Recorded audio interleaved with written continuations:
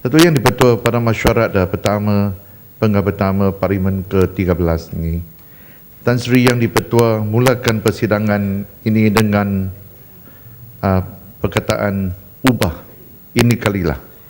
Saya dan ahli-ahli yang berhormat lain sokong penuh demi harapan Parlimen Malaysia satu hari akan jadi tahap First World Parliament yang selalu dikatakan oleh Tan Sri. Akan tetapi sehingga hari ini kita masih tidak nampak sebarang perubahan yang jelas, baik pun semasa persidangan atau atas kemudahan parlimen kita yang sedia ada. Dato' Yang Dipertua, baru-baru ini saya berpeluang bersama ahli-ahli yang berhormat lain dari Barisan Nasional dan Pakatan Rakyat melawat the National Assembly of the Republic of Korea, iaitu Parlimen Korea. Dalam perbincangan dengan adik-adik yang berhormat, iaitu MP-MP mereka, saya dapati banyak perbezaan di antara sistem parlimen mereka dengan sistem kita. Saya ingin maklumkan Dewan Yang Mulia ini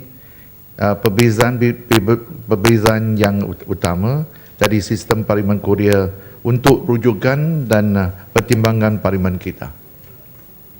Dato' Yang Dipertua, Parlimen Korea mempunyai 300 ahli parlimen. 246 ahlinya dipilih mengikut kawasan masing-masing.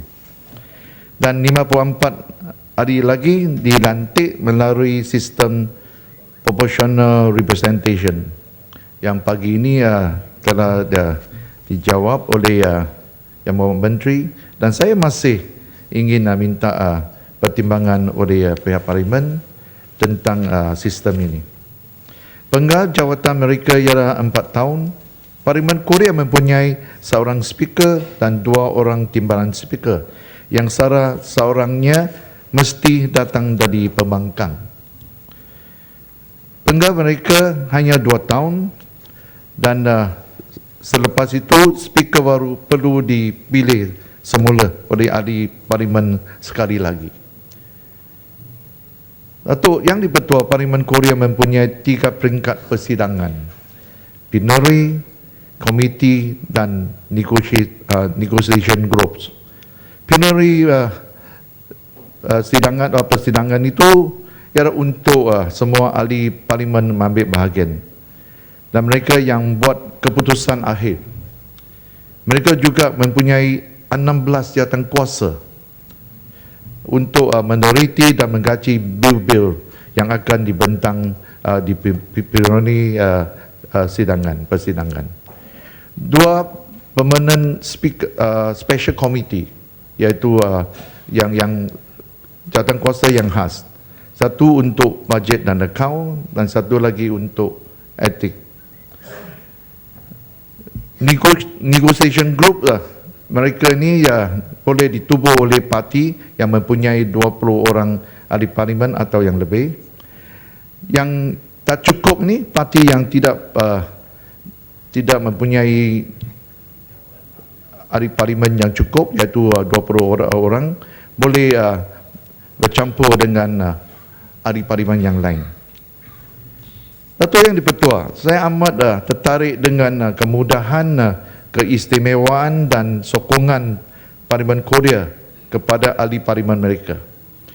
Bukan hanya mereka mempunyai blok pejabat ahli parlimen, iaitu setiap ahli parlimen ada bilik sendiri, dan juga ada 7 pegawai atau penasihat ditanggung oleh kerajaan.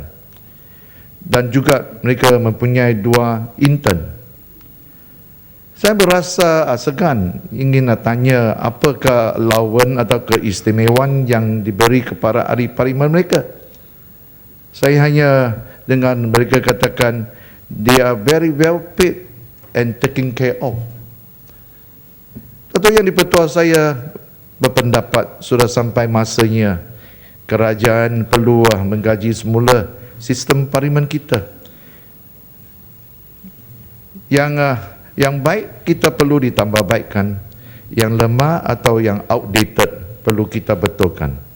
Kemudahan-kemudahan dan keistimewaan dan sokongan kepada ahli parlimen kita perlu ditingkatkan untuk membenarkan ahli-ahli parlimen menjalankan tugas masing-masing dengan lebih baik dan juga perbahasan dalam Dewan lebih berkualiti dan berhasil. Datuk Yang di-Pertua, untuk menggarap industri penerbangan dengan harapan Malaysia akan menjadi hub penerbangan di rantau ini. Saya juga harap impian ini akan jadi satu kenyataan. Akan tetapi saya ingin tanya, adakah pihak kementerian sudah menjalankan kajian yang menyeluruh terhadap setiap lapangan terbang di seluruh negara? Saya berpendapat projek menaik taraf struktur lapangan terbang yang sedia ada mesti mengambil kira tentang kos yang akan terlibat dan pulangan dan kegunaan lapangan terbang itu. Kalau tidak berhati-hati, kemungkinan akan terjadi satu projek gajah putih dan satu pembaziran wang rakyat. Saya ingin bagi satu contoh, Datuk Yang di-Pertua, lapangan terbang Batu Renam di negeri Melaka.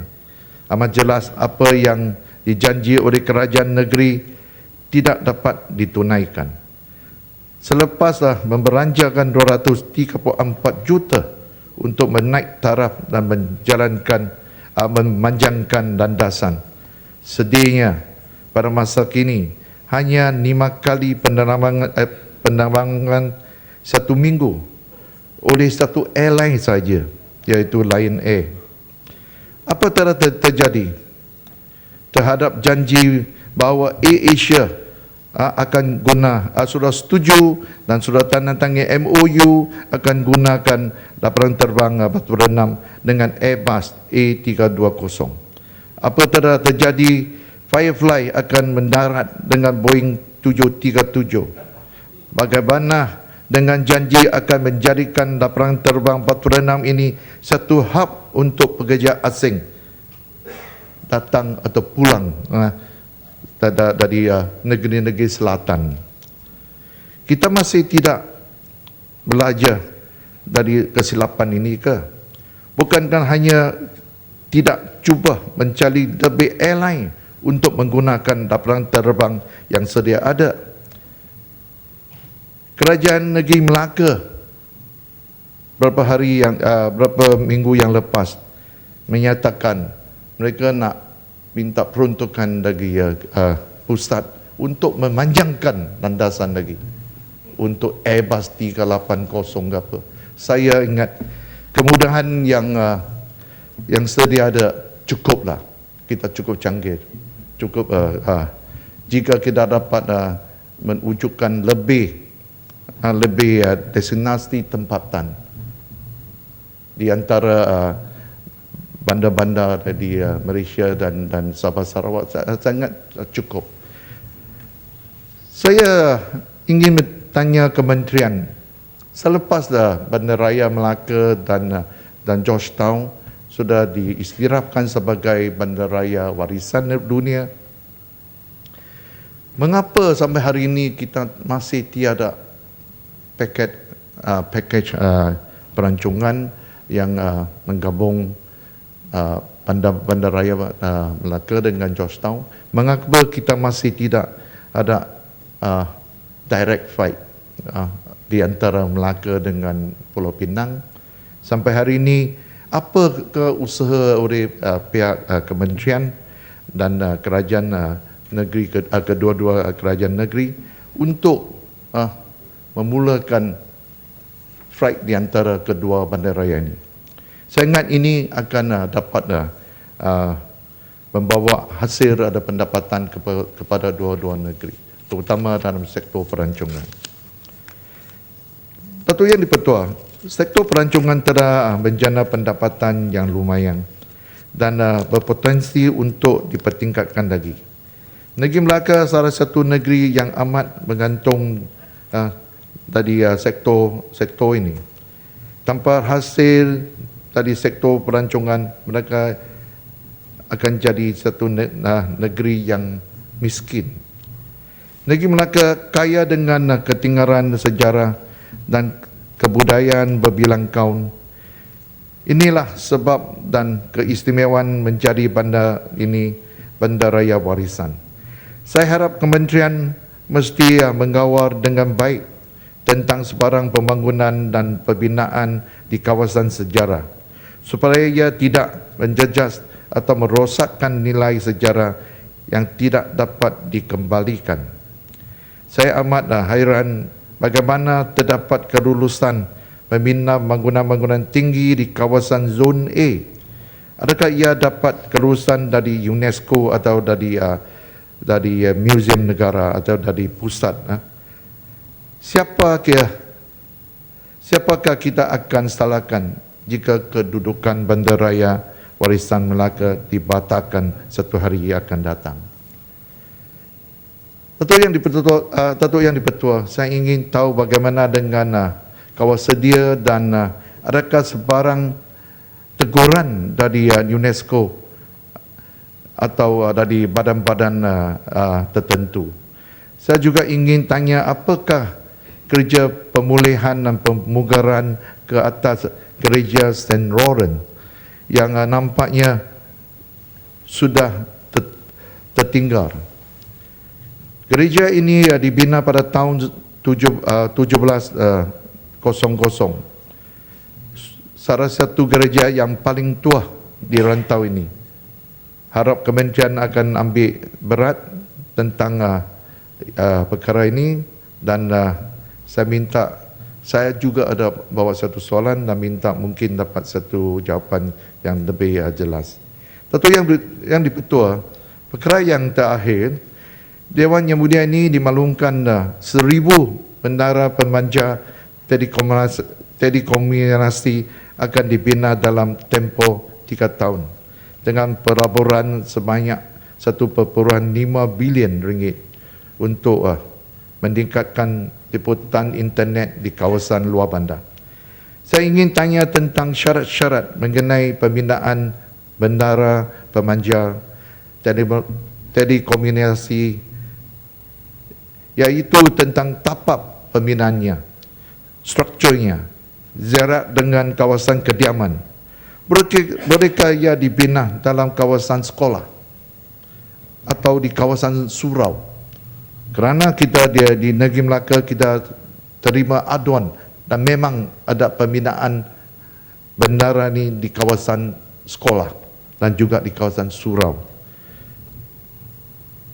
Saya juga nak tanya, adakah kawasan Bararaya, bilik bacaan ini boleh dibinakan bendara ini? Ya. Datuk Yang Dipertua, Kota Melaka Gulung. Ya. Datuk Yang Dipertua, saya merasakan sungguh pun kita nak liputan internet ini untuk luar bandar, tetapi tidak boleh kita menabaikan kesihatan dan kepentingan warga di luar bandar juga. Kerana aduan yang saya terima iaitu pembinaan bendara ini terutama di luar bandar ini ada mayat tidak mengikut dengan syarat-syarat yang telah ditetapkan. Dengan itu saya ucap terima kasih Datuk Yang Dipertua.